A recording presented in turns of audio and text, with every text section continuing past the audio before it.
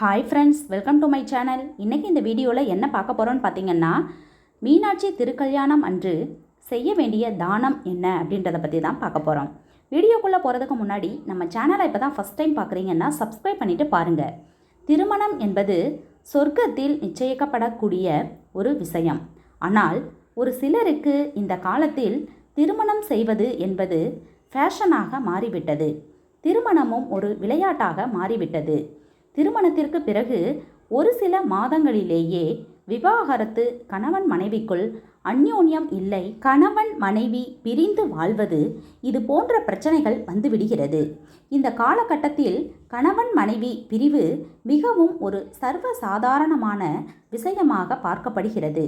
கணவன் மனைவிக்குள் இருக்கும் பிரச்சனைகள் தீர, கணவன் மனைவி ஆயுள் முழுவதும் ஒன்றாக வாழ, மனைவிக்கு தீர்க்க சுமங்கலி பாக்கியம் பெற நாளைய தினம் செய்ய வேண்டிய ஒரு எளிமையான பரிகாரத்தை தான் இந்த பதிவின் மூலம் நாம் தெரிந்து கொள்ள போகின்றோம். திருமண வயதில் இருக்கும் உங்களுடைய பெண் குழந்தைக்கு சீக்கிரம் திருமணம் நடக்க வேண்டும் என்றாலும் இந்த பரிகாரத்தை நீங்கள் செய்யலாம்.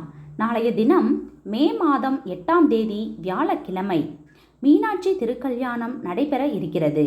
மதுரை மீனாட்சி அம்மனுக்கு நாளைய தினம் கல்யாணம்.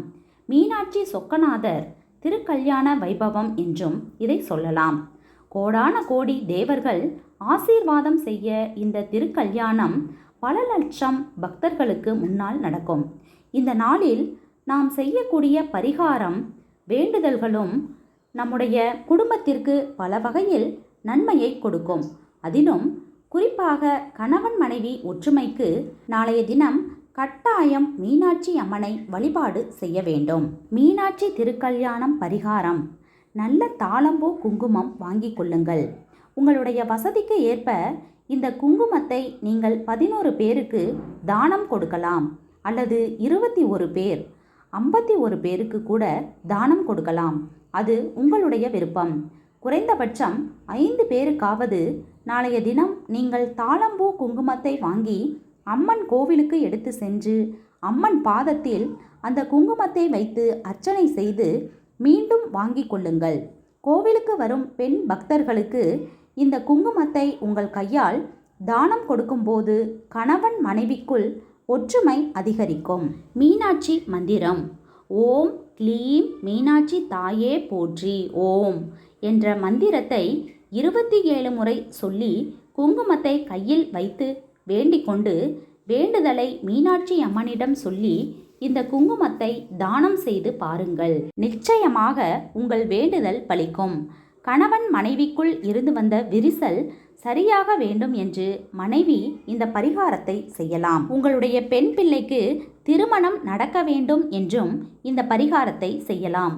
ஒரு கணவன் தன்னுடைய மனைவியோடு சேர வேண்டும் என்று நினைத்தும் குங்குமத்தை வாங்கி ஒரு அம்மன் கோவிலுக்கு தானமாக கொடுக்கலாம். தவறு கிடையாது. முடிந்தால் திருமணமாகாத உங்களுடைய பெண்ணின் கையால் இந்த குங்குமத்தை தானம் கொடுப்பது சிறப்பு. சீக்கிரம் உங்களுடைய பெண்ணுக்கு நல்ல கணவன் அமைய இது ஒரு சிறப்பான பரிகாரம். நாளைய தினம் இந்த குறிப்பிட்ட நேரத்தில்தான் இந்த தானத்தை செய்ய வேண்டும் என்ற எந்த கட்டாயமும் கிடையாது. உங்கள் வீட்டு பக்கத்தில் இருக்கும் எந்த அம்மன் கோவிலுக்கு சென்று வேண்டுமென்றாலும் இந்த பரிகாரத்தை நீங்கள் செய்யுங்கள். நிச்சயம் நல்லதே நடக்கும் என்ற தகவலுடன் ஆன்மீகம் சார்ந்த இந்த பதிவினை நிறைவு செய்து கொள்வோம். இந்த வீடியோ உங்களுக்கு பிடிச்சிருந்தா ஒரு லைக் கொடுத்துருங்க. பயனுள்ளதாக இருந்தால் உங்கள் ஃப்ரெண்ட்ஸ் அண்ட் ஃபேமிலிக்கும் ஷேர் பண்ணுங்கள். இது மாதிரியான பல பயனுள்ள ஆன்மீக தகவல்கள் தெரிஞ்சுக்கணும்னா நம்ம சேனலை மறக்காமல் சப்ஸ்கிரைப் பண்ணி வச்சுக்கோங்க. தேங்க்யூ.